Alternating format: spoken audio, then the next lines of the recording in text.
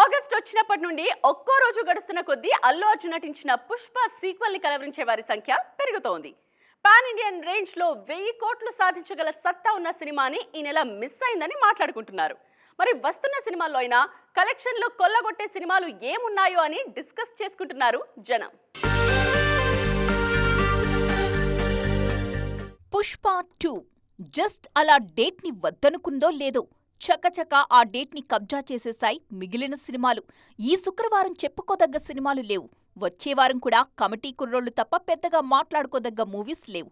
కానీ ఆగస్టు 15 మాత్రం తెలుగు నుంచి 4 సినిమాలతో పాటు పొరుగు నుంచి తంగలాన్ రిలీజ్ కి రెడీ అవుతోంది. విక్రమ్ హీరోగా నటించిన తంగలాన్ ఆద్యంతో న్యూ జానర్ లో కనిపిస్తుంది.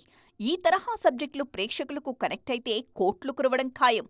అదే ఏమాత్రం బెడిసికొట్టినా రెండో ఆటకే జనాల్ని అట్రాక్ట్ చేయడం కష్టమవుతుంది. ఈ విషయాన్ని గమనించే పబ్లిసిటీలో జోరు పెంచారు మాస్ మహారాజ్. మిస్టర్ బచ్చన్తో ఆగస్టు 15న థియేటర్స్లోకి దూసుకొస్తున్నారు రవితేజ.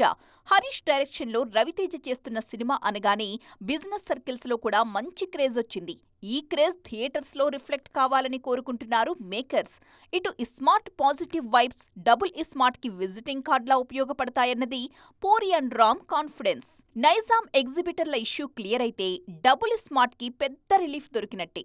సినిమాలో సత్తా ఉంటే పాన్ ఇండియా రేంజ్లో అసలు తిరిగే ఉండదు.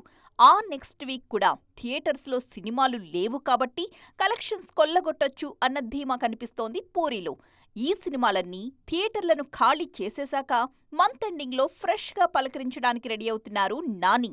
ఆగస్టు 29న రిలీజ్ అయ్యే సరిపోదా శనివారం మీద భారీ హోప్స్ పెట్టుకున్నారు న్యాచురల్ స్టార్.